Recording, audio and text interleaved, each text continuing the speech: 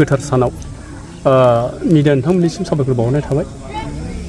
जोंहा सिलावथार दखरा खौसेथि बर' सुबुं आफादा 42 बोसोरारि जोंहा दिनै जिरुगुरि गामियाव कनफारेन्स खुंनाय जादों। बे कनफारेन्सनि सेथि हाबाफारि बे हाबाफारिखौ जोंनि खौसेथि बर' सुबुं आफादनि जिथुनाखि फिरफिलाखौ जोङो एसे सिगाङाव जोङो बिरखांबाय आरो बे बिरनायनि जिथुनाखि फिरफिलानि सोमोन्दै जों आफादगिरि हिसाबै जों फिरफिलानि सोमोन्दै रायजोनो एसे फोरमायबाय, बिबुंथिबो होनाय जाहैबाय। जोङो मानि थाखाय जों खौसेथि बर' सुबुं आफादा फिरफिलाखौ मोनथाम गाबखौ लानाय जादों बिनि सोमोन्दै एसे फोरमायनाय जाहैबाय।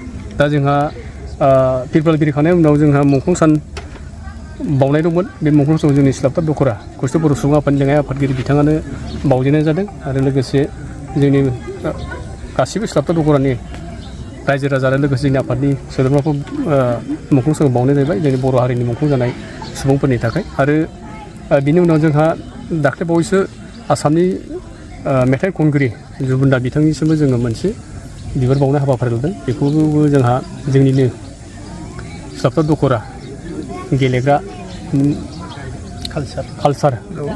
कालसार बिबाननि जिथुनाखि गाहाय नेहाथारि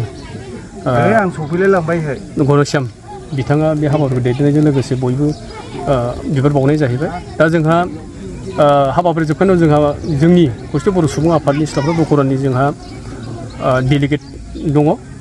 बे डेलिगेटआव जोङो जोंनि फैगौ जोंनि जिथुनाखि खौसेथि बर' सुबुं आफाद सिलावथार दखराखौ दैदेननो थाखाय जोंहा गोजाम आफाद सिफायनानै गोदान आफाद दानायनि जोंहा मेल दङ। बे मेलाव जोङो दिनै सावरायलायनायनि गेजेरजों जोङो जोंनि आफादखौ सोरबायदि मानसिया दैदेननो हागोन आरो रायजो राजाजों बोरै सोमोन्दो लानो हागोन बेखौ जों सावरायनायनि गेजेरजों जों दिनै गोजाम बिबानखौ सिफायनानै गोदान बिबान जों दागोन। आरो बेहाय जाहाथे जोंनि साननाया बेनो जोंनि गोजाम बिबाना एंग्लाना थाबाबो गोदान बिबान दैदेनगिरिया दैदेनब्लाबो जों बयबो एखे जों हारिनि बा खौसेथि बर' सुबुं आफादनि सुबुं हिसाबै जोङो ज'यैनो हाबा मावलांनो जों थांखि मोनसे लादों। आरो दा दसे उनाव नोंथांमोना गोदान बिबाननि जिथुनाखि दैदेनगिरि नोंथांमोना दा दसे उनावनो जों फोरमायनो हागोन।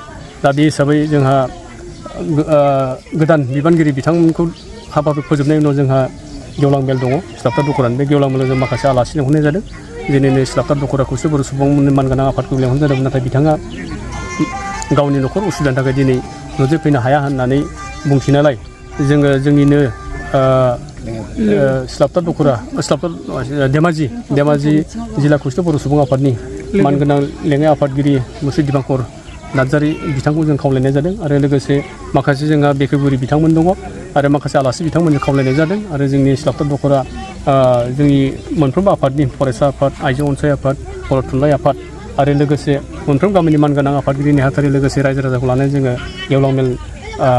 गेवलां मेलखौ जोङो 10 बाजिनिफ्राय जोङो जागायजेननो नागिरदों। आरो जाहाथे जोंनि दिनैनि बे गेवलां मेलाव जाहाथे बयबो रायजोफ्रा बाहागो लाफैनानै जोंनि गेवलां मेलखौ जाफुंसार होनो हायो आरो जोङो मोजां जोंनि सिलावथार दखराया खौसेथि बर' सुबुं आफादा जाहाथे मोजाङै रायजोफोरजों सोमोन्दो लानो हाबाफारि मावलांनो हायो बेनि थाखाय जों माखासे सावरायनायबो जागोन।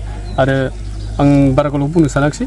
दा हाबाफारिया फैयोब्ला जों नोंथांमोननि सिगाङाव जोङो लासैबाबो बुंथिनाय थासिगोन। आं बेखिनिखौ बुंनानै जोंनि सिलावथार दखरा खौसेथि बर' सुबुं आफादनि आफादगिरि जानानै आं नोंथांमोननि मिडियानि गेजेरजों बयनिसिमबो आंनि बुंनायखौ आं बुंथिना होनाय थाबाय।